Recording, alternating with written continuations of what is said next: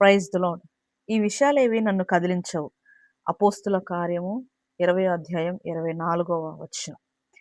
సమూయేలు గ్రంథంలో చదువుతాం. హెబ్రోన్‌లో దావీదును అభిషేకించగానే ఫిలిష్తీయులంతా దావీదు మీద పడి దాడి చేయడానికి వెదుక్కుంటూ వచ్చారు. ప్రభువు దగ్గర నుండి యోగ్యమైనది ఏదన్నా పొందామంటే వెంటనే సైతాను మనల్ని వెతుక్కుంటూ వచ్చేస్తాడు. మనం దేవుడి కోసం ఏదైనా గొప్ప కార్యం చేయడానికి పూనుకున్నప్పుడు శత్రువు ఆదిలోనే మనకు అడ్డుపడ్డాడనుకోండి, అది మనకి రక్షణ సూచన. రెండింతలు ఆశీర్వాదాలు, శక్తి, విజయం మనవవుతాయన్నమాట. ఫిరంగి పేలినప్పుడు దాని గుండు ఇరుకు గొట్టంలో గుండా వెళ్ళవలసి రావడం చేత దాని వేగం రెట్టింపు అవుతుంది. విద్యుత్ శక్తి పుట్టేది కూడా ఇలానే కదా!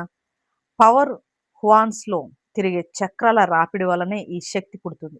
ఈ విధంగా మన ఆశీర్వాదాలకు దేవుడు సైతానును కూడా సాధనంగా వాడుకుంటాడని అర్థమవుతుంది. వీరుడి జీవితం విరిపాన్పు కాదు. ముళ్ళతోట అతని బాట. మహానీయుల నివాసాలు చెరసాలలే. పెనుగాలులు తగిలేది నేరుగా తెరచాపకే. విజయానికి బాటలే కష్టాలు. లోయ దారి గుండా నడిచి వెళ్తే రాజబాట వస్తుంది గదా! గొప్ప విజయాలన్నిటి మీద కష్టాల ముద్ర కనిపిస్తుంది. కఠినమైన మూసల్లోనే కిరీటాలను పోతపోసేది.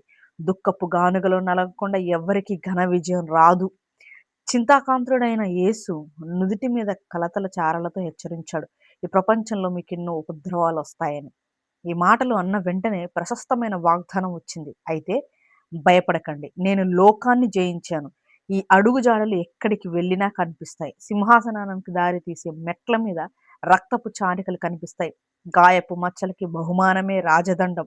మన చేతిలో ఓడిపోయిన మహా బలవంతుల దగ్గర నుంచి కిరీటాలను మనం లాక్కుంటాము. గొప్పతనానికి వెనుకనే ఆవేదన ఉంటుంది. ఇది అందరికీ తెలిసిన రహస్యమే. సంస్కారాలమైన వాళ్ళను శ్రమలెప్పుడూ నీడల్లా వెంటాడినాయి. పౌలు, లూథరు, నాక్స్, వెస్లీ తదితర విశ్వాస వీరుల కథలన్నీ ఇంతే. వాళ్ళు కీర్తివంతులు కావడానికి వాళ్ళు ఆపదల బాట మీదుగానే నడిచి వచ్చారు. శాశ్వతంగా నిలిచిపోయిన పుస్తకాలన్నిటినీ వాటి రచయితలు తమ రక్తంతో రాశారు. వీరంతా మహాశ్రమకాల నుండి బయటికి వచ్చిన వాళ్ళు. గ్రీకుల్లో అసమానుడైన కవీశ్వరుడు ఎవరు? హోమర్. కానీ ఆయన గ్రుడ్డివాడు. యాత్రికుని ప్రయాణం అనే కరిగిపోని కలను రచించిందెవరు? చిరాంబరాలు ధరించుకొని పట్టుపరుగుల మధ్య కూర్చున్న రాకుమారుడా? కాదు. ఆ కల వెలుగు బెడ్ఫోర్డ్ జైలు చీకటి గోడలపై నీడలు పరిచింది. ఆ జైలు గదికి రాజు బన్యన్. ఆ దైవ జ్ఞాని తనకి కనిపించిందంతా కాగితం మీద పెట్టాడు. ఎస్, మనము ఎప్పుడైతే శ్రమల గుండా వెళ్తామో అప్పుడే విజయం. ఆమేన్.